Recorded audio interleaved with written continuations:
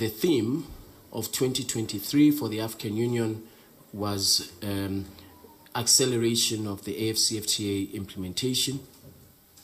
A roadmap was developed last year, which was adopted by the Assembly of Heads of States and Government. And 2 days ago, we had an opportunity to provide a report on that roadmap and on all of the activities that we undertook. Now, some of the activities that we undertook within that period include intensified engagement with the private sector.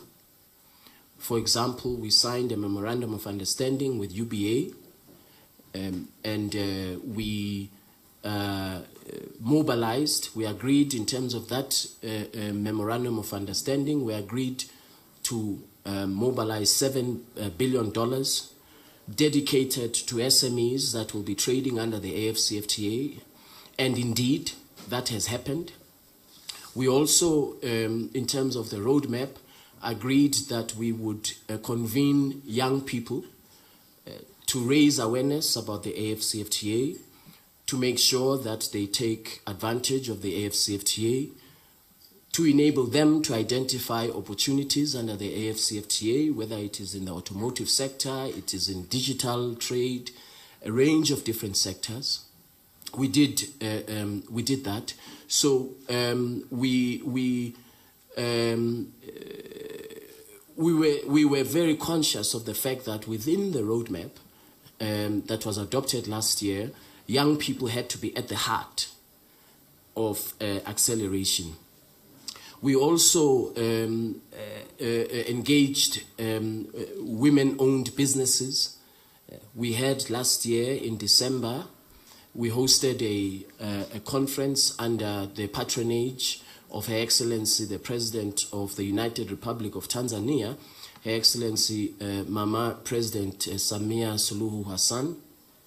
We hosted a conference on women in trade, which was critical in enabling contribution to the protocol on women and youth in trade, which will be adopted today.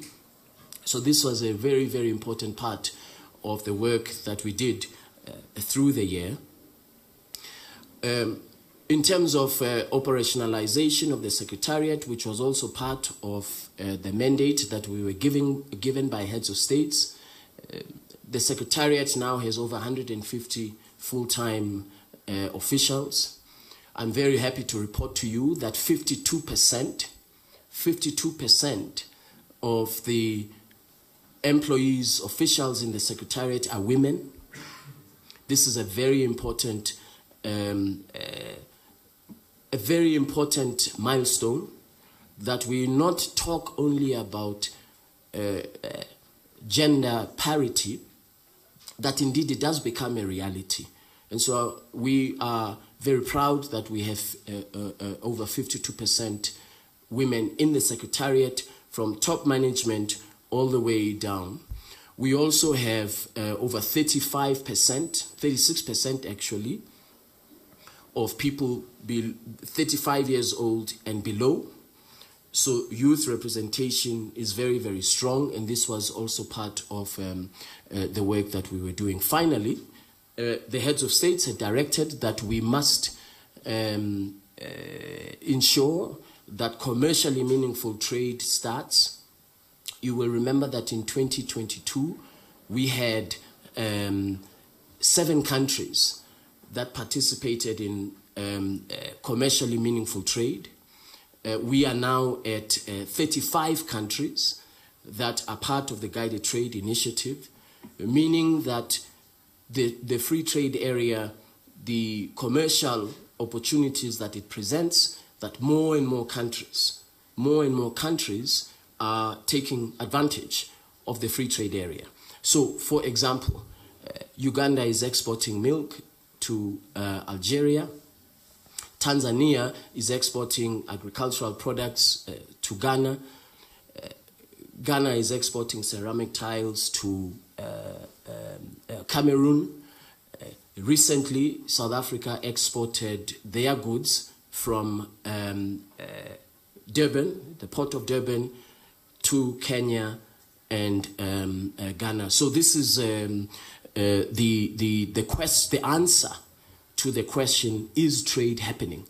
And the evidence is not what I say. The evidence are the certificates of origin, which we see. That is how you know that commercially meaningful trade is happening. So in terms of the roadmap that was set out, we believe that we have substantially met that roadmap. Of course, there's always room for improvement. Of course, there are shortcomings. Of course, there are lessons to be learned. But in general, the African continent has started to trade internally as an internal market. And this is a very important part of acceleration of the AfCFTA in terms of Agenda 2063 and everything that is associated with the 10-year, as you would have heard yesterday, everything that is associated with the 10-year implementation review of Agenda 2063.